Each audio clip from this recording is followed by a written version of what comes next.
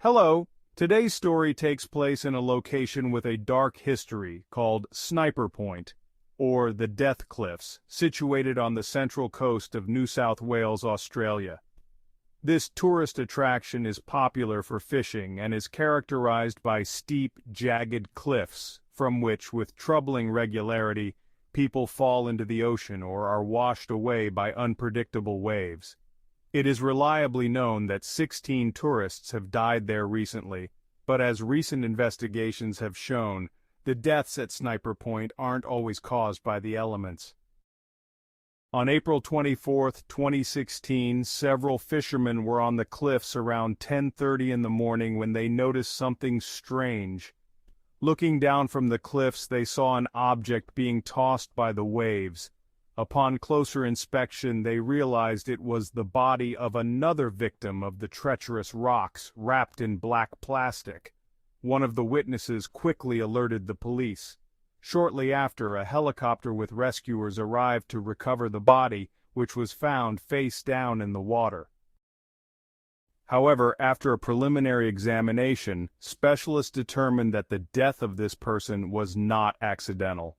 The body, which had been discovered by chance, belonged to a young woman. There were more than 30 stab wounds on the body, several of which were deep, particularly on the neck.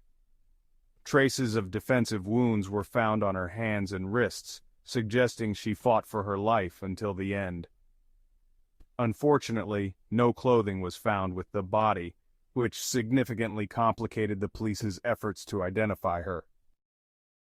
The body had to be identified, and from there, a sequence of events began to unfold. Forensic experts could not find any distinctive features to identify her. The medical examiner suspected that the victim might have been sexually assaulted, but the evidence had been washed away by the water, making it impossible to confirm. To aid in identification, a computer-generated image of the victim was created and published online for public assistance. The deceased was dubbed Sniper Point Jane Doe. The victim was believed to be of Asian descent, around 20 to 35 years old, about 170 centimeters tall, with an average physique and shoulder-length dark brown hair.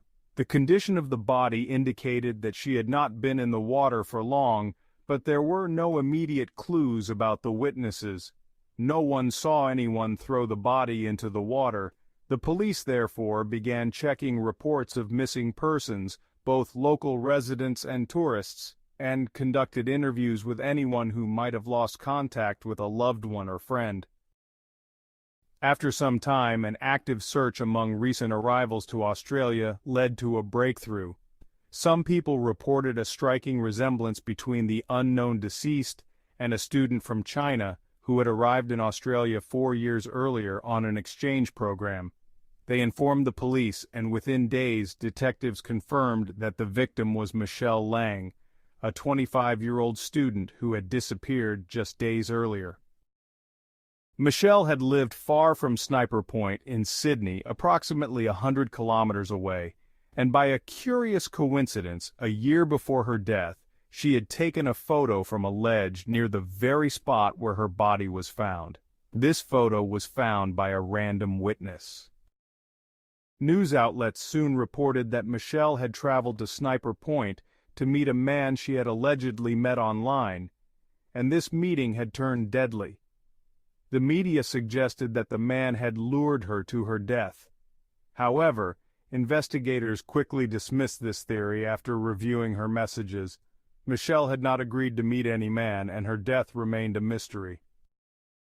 The police began looking more closely at Michele's life and her social circle to uncover any potential suspects. Given the brutal nature of the attack, it seemed personal. Michele Leng was born in 1991 in China and grew up very close to her mother, Meijan. Tragically, her father died in an earthquake, and the family faced serious financial difficulties, which only brought mother and daughter closer. Understanding that her family needed financial support, Michele moved to Australia in 2011, seeking better opportunities for herself and her family. Michele settled in Sydney and attended the University of Technology, where she studied economics. She worked part-time and sent part of her earnings to support her mother. Michele lived with her aunt, 48-year-old uncle, and teenage cousin. Her aunt and uncle had a reliable alibi on the day of Michele's disappearance as they were away for a work trip. Michele was a friendly, sociable person. She loved taking selfies with friends in nature, cooking, and sharing her culinary adventures online. Her social media accounts reflected her cheerful personality. However, after April 21, 2016, Michele stopped communicating. Her last known message indicated she was going to a local shopping center. Investigators later obtained CCTV footage showing Michele shopping that day. She bought several items and boarded a train home. After that, there were no more sightings of her, and her social media activity abruptly stopped. When Michele didn't return home that evening, her aunt and uncle were concerned. However, it wasn't until Sunday that they reported her missing. They hadn't raised the alarm sooner, thinking she might have stayed with friends. But when they couldn't get in touch with her and her belongings were found untouched in her room, they knew something was wrong. The police were notified, and Michele's disappearance became public knowledge. Michele's disappearance was shared widely on social media, which eventually helped identify her body as that of the missing student. The police had already analyzed all the information they could find, but there were no clear suspects. Michele seemed like an unlikely target for random violence. She had no known enemies, and she was capable of defending herself. While some speculated that the attack could have been the work of a maniac, no other similar cases had been reported in the area. The investigation into her death continued, but the police remained without solid leads. The community grew increasingly worried as the case dragged on. Public pressure mounted, and the police were urged to solve the murder quickly. Michele's mother flew to Australia to meet with the authorities and press for answers. She promised to do everything in her power to find her daughter's killer. The investigation ultimately turned back to Michele's inner circle. As they continued to examine all possible leads, they realized the solution to this horrific case might lie closer to home than anyone had expected. Michele had been at home that day and wouldn't have gone to another city. Perhaps if she had stayed, she could have helped her niece and Michele might still be alive.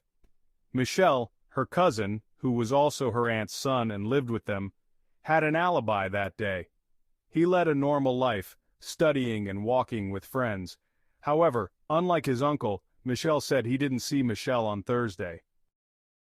Uncle Derek worked on the computer all day. As an IT specialist, he claimed he was at home finishing his projects before Monday and was very busy with work. Michele confirmed that Derek had been home on the computer, but he could only verify about 3 hours of Derek's time at home. Later, the teenager made a shocking confession. In general, the alibis of Derek and Michele were unreliable, so the police had many questions for them. After the first interrogation, Derek changed his testimony. He admitted he hadn't been at home the whole time but went out to meet a sex worker while his wife was away on a business trip. This new information piqued the investigators' interest. When they asked why he didn't mention this earlier, Derek blamed his substance addiction, claiming it caused amnesia and made him unable to remember certain events. This excuse made his earlier image as a decent family man seem far less credible. Moreover, Derek could not provide contact details for the sex worker to corroborate his story, so no one believed him. He changed his story again, claiming he was afraid of losing his wife if she found out about the meeting. But this version also seemed implausible. Investigators became increasingly suspicious of Derek. They obtained Derek's mobile phone and checked the geolocation data to track his movements during Michele's disappearance. It turned out that, just half an hour before Michele's body was found, Derek's phone had pinged 10 kilometers from Sniper Point, where her body was later discovered. CCTV footage from a nearby gas station confirmed that Derek had been there, purchasing gasoline and drinks. Investigators asked him why he was in that area, and Derek claimed he had been visiting relatives. It was revealed that Derek had grown up in that area, so he knew it well, and had even shown Michele the location a year before, where she had taken a photo. However, investigators were skeptical, suspecting the whole thing might be a coincidence. Further investigation of Derek's phone uncovered deleted photos and videos that had been recovered using special software. Many of these images showed Michele undressed and unaware she was being filmed, such as when she was sleeping or showering. Some disturbing footage even showed Michele tied up with her mouth taped shut. The terror and pain in her eyes were clear, and it was evident that she had not consented to these acts. This evidence was enough for police to consider Derek a suspect in Michele's murder. On April 30, 2016, Derek was arrested and placed in custody, but from the start, he denied any involvement.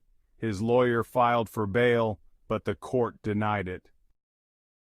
Michele's aunt filed for divorce, shocked by the events, and Derek's family severed ties with him.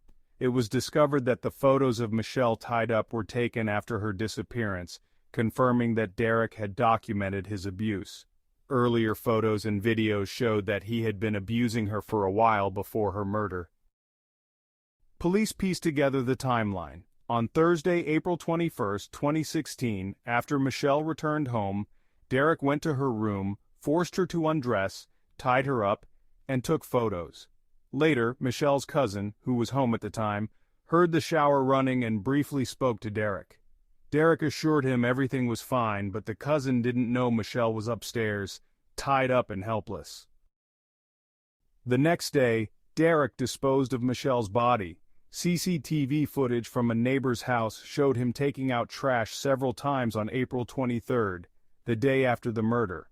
On April 24, surveillance cameras captured Derek driving his car into Lake Montmora National Park, where Michele's body was discovered by fishermen hours later. Investigators had enough evidence to charge Derek, but his lawyer suggested he might be insane due to substance abuse and requested a psychiatric evaluation. However, the evaluation showed Derek had no mental illness and was fully aware of his actions. In court, Derek pleaded guilty to first-degree murder, along with charges of sexual assault, kidnapping, concealment of the body, and other crimes. During the trial, he apologized repeatedly to Michele's family, claiming his actions were caused by his substance addiction. He even wrote a letter of apology to Michele's mother, May. Derek was sentenced to 46 years in prison, with the possibility of parole after 34 years. However, in 2019, a shocking discovery revealed the full extent of Michele's suffering. Michele's aunt, visiting her mother who suffered from dementia, found a USB flash drive her mother had picked up unknowingly. The drive contained 13 photos and 9 videos showing Derek's horrific abuse of Michele, revealing the full extent of his cruelty. This discovery led to additional charges of sexual offenses, increasing Derek's sentence to 66 years. Ultimately, Derek was sentenced to 66 years in prison, with the possibility of parole in 2052.